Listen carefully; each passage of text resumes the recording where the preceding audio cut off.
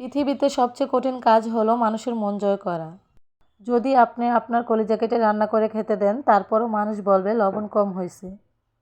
যতই রাগ উঠুক না কেন, রাগের সময় একটু ভেবেচিন্তে কথা বলা উচিত।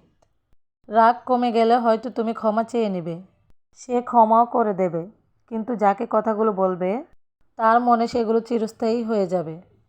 ময়লা শুধু রাস্তার পাশে ডাস্টবিনেই থাকে না, কিছু মানুষের অন্তরেও থাকে। অনুরোধ করে কাউকে ধরে রাখা যায় না। যে ভালোবাসে সে কখনো ছেড়ে যায় না। ক্ষমা বারবার করা যায়, কিন্তু বিশ্বাস বারবার করা যায় না। মানসিক শান্তি যদি বিক্রি করা হতো তাহলে হয়তো সেটাই হতো। পৃথিবীর সবচেয়ে দামি এবং ব্যয়বহুল জিনিস, আজ যার মূল্য তোমার কাছে নেই, কাল তাকেই হয়তো সবচেয়ে বেশি প্রয়োজন পড়বে। আর এটাই হয়। মুখের ভাষা যখন অসহায় হয়ে পড়ে, চোখের ভাষায় তখনই অনবরত পানি পড়ে।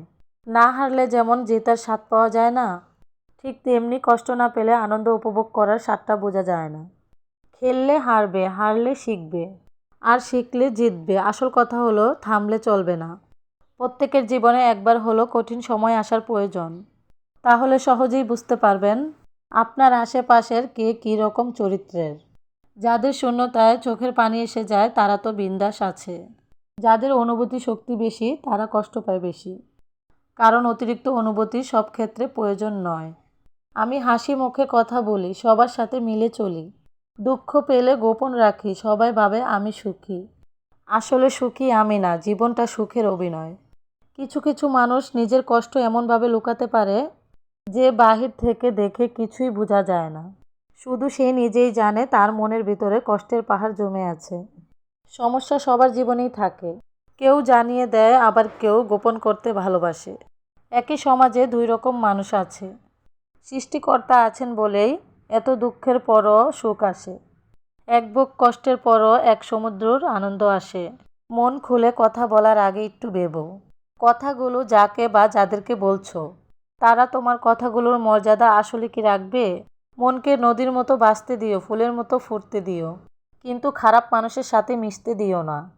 মিশলে জীবনের অর্থ খুঁজে পাবে না। জীবনের রাস্তায় অনেক মানুষের সাথে পরিচয় হয়।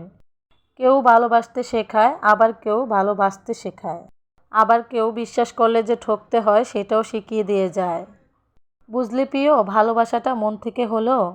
কণ্ঠস্বর শুনে মন খারাপের কথা বুঝে নেওয়া যায়। কিছু হারিয়ে গেলে যে কষ্ট হয়, তার চেয়ে বহুগুণ কষ্ট হয় আপন কেউ বদলে গেলে। জীবনে খারাপ সময়গুলো একাই কাটাতে হয়, কারণ মানুষ মানুষের কষ্ট দেখলে সেটা উপভোগ করে। খুনির শাস্তি হয়, কিন্তু ভালোবেসে যারা বেইমানি করে তাদের শাস্তি দেওয়া যায় না।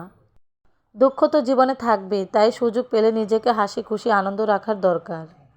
দিন শেষে কেউ যদি আপনার সাথে কথা বলার জন্য অপেক্ষা করে, তাহলে নিশ্চিত থাকেন মানুষটার কাছে আপনি খুবই স্পেশাল। এমন মানুষটাকে আপনি অবহেলায় অযত্নে হারিয়ে ফেলবেন না। মানুষ এখন ভালো মনের মানুষ থেকে সরে দাঁড়ায়, আর মুখোশধারীর নিকট বেশি আটকে যায়।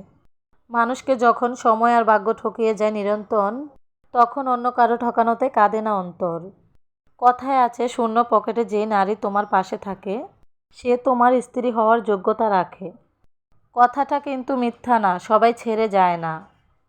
কেউ কেউ দুঃখের সময়ে পাশে থেকে বুঝিয়ে দেয় ভালোবাসা সুন্দর।